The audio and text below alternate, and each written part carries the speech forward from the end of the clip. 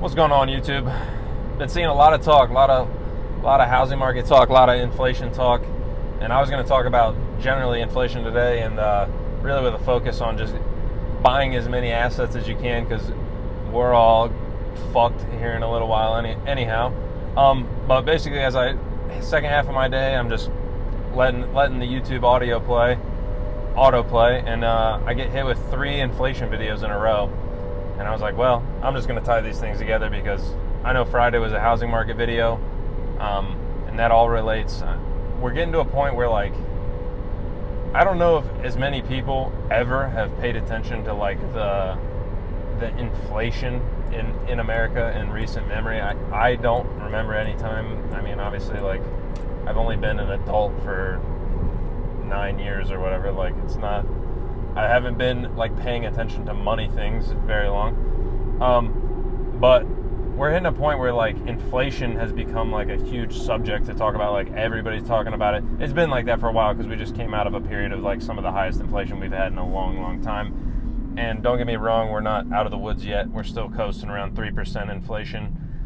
But like I said, what I wanted to talk about was, like, the only way to escape this problem, because I can't guarantee a lot of things, to be honest. Like, I know every, like, YouTuber, that, especially if you talk finances on YouTube ever, like, couches everything they say with not financial advice, blah, blah, blah. I'll give you some financial advice. Guaranteed, in the next, year to year, you might get unlucky, and every once in a while we hit a period of deflation here or there. But guaranteed, averaged out over the next couple years, your money's going to be worth less than it is right now, and that will go on in perpetuity. It's never going to stop. The government isn't going to spend less money. They're going to keep spending it. They're going to keep printing it. They're going to keep devaluing what you have currently. And if history is anything to learn from, your wages are not going to keep up. So your raises at work aren't going to be the 30% of inflation we've seen in the past couple of years, the 40% increase in home prices that has happened in the last 4 or 5 years. I don't know very many people that are getting raises like that. Where I work currently, I've been getting hit with, like, really nice raises of what I would think is a really nice raise, especially for not changing positions.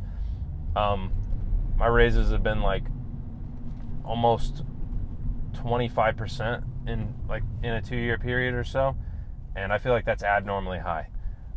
And that's still not even enough, technically. Like, I'm barely outpacing inflation right now.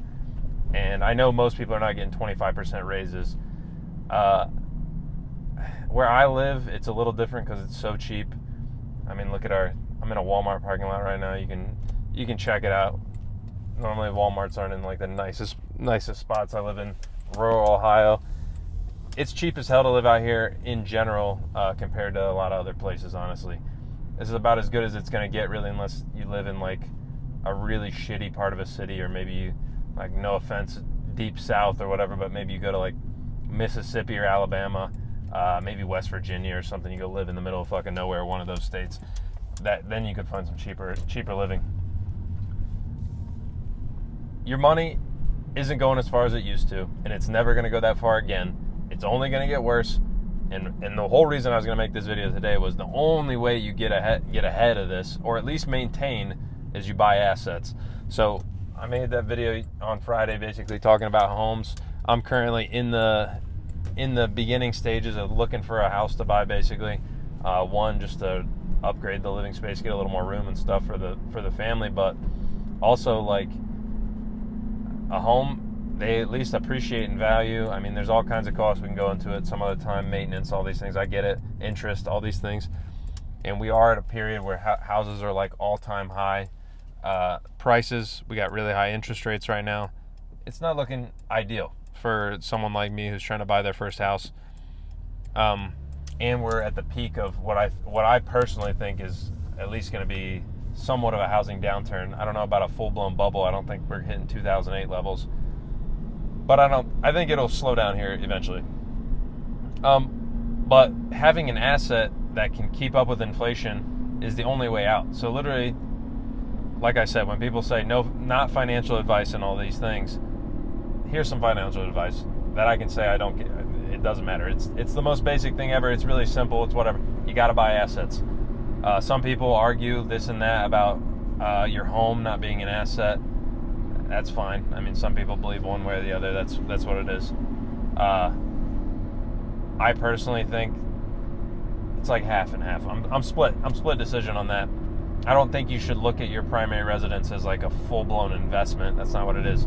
But it doesn't hurt that your house should go up in value if you buy it in a nice area and you take care of your shit. And then basically other than that, it's other assets. I mean, you can get rental properties. That's another property thing. But otherwise, it's just stocks, your investment accounts, 401k, Roth, individuals, doesn't matter. You basically just have to invest in the stock market. I mean, you can buy bonds, treasuries, things like that, but I don't look at that. I'm in the simple way. It's literally just stock market and homes. And the stock market normally outpaces inflation, but it's the only way you can stay ahead because, like I said, our currency will continue to devalue. In the video I just watched before this, like I said, inflation's this huge subject at this point. Like they're playing clips of Dr. Phil talking about inflation.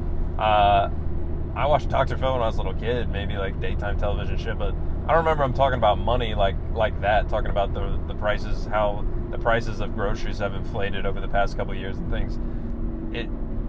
It's become like an all-encompassing subject because it affects everyone. It's a huge part of like the presidential election we're about to have, like just in general economic policy ideas.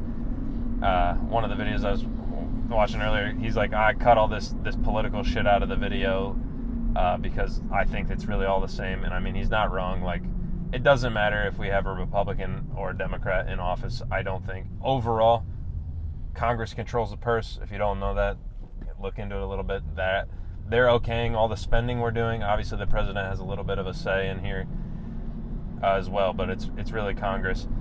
And it's not going to get better. Each year we spend more and more money. COVID happened, Trump spent more money than we've ever seen. COVID was still happening, Biden takes over, he spends more money than God has ever seen. We just keep printing money, throwing it out the window. It doesn't matter. I think our interest payments as well are actually higher than our military spending at this point, so real good. We're just literally spending money on nothing, on interest. And why I say that the government will never deflate the currency, your money's never going to get worth more than it is right now in the long run, averaged out, is because they can't. And that was another point. I mean, this isn't new stuff, but it is important to understand that it's going to happen. Regardless of what happens, we're long-term going to keep inflating the currency. That's what it is. You got to know that so you can try to safeguard your money in an asset somehow. The government has to inflate the currency because we have so much debt we can't afford to service it, which basically just means pay the interest on it without dropping the interest rates, which we're doing right now. By the way, the economy's great, but we're dropping interest rates, which they don't do when the economy's great, by the way. They only drop rates when they need to, really. We raised rates because we needed to, because inflation was running wild, and now we're lower them. Inflation will start back up. How severe it'll get, who knows? I don't think we're going to hit like hyperinflation like Venezuela and shit like that, but they have to because the debt is too high. So they devalue the debt by printing more money, and then if you have $1 trillion monetary supply and you have $500 billion in debt, so half your money's in debt, but then you print off another $9 trillion and now you have $10 trillion, you still have the same amount of debt, and then you just pay it off real easy because you just printed all that money. That's obviously an exaggeration of what they actually do, but that is the plan. That is what we do. That's how the American monetary system works. And in reality, how the whole world's economic system runs is just off debt. And we'll print money into infinity until it doesn't work. What is the economic theory? I'm blanking on the name of the opposite. I think Keynesian's the other one. I can't remember. Can't remember for the life of me what this economic system is called. Oh, modern monetary theory basically is what it is, where they're basically going to just serve, like, everything's based off debt. Obviously, the consumer debt problem, we've talked about it here, in the videos, but debt is all-time highs. The country's debt is at an all-time high, and it's not getting any better. Don't count on it. It's not happening. I can promise you that. And because of that, I know the asset prices have to go up, because assets directly reflect what they're worth in dollars, in theory. I mean, there's always things that can happen. 2008, stocks crash, home prices crash, things like fall apart short term. I mean, it could get really bad and everything falls apart. I don't think that's going to happen. But that's just a better buying opportunity, really, because it just doesn't matter anymore. Like $100,000, I would say conservatively, like my mom growing up made, I think when I would fill my FAFSA out for college, my mom brought home, like before taxes, brought home $11,000 a year. And she raised 4 kids off that. Obviously got child support. Maybe I'd say conservatively after child support and everything, she's making $30,000 or $40,000 a year. And I think that's high. That might be on the high end, to be honest.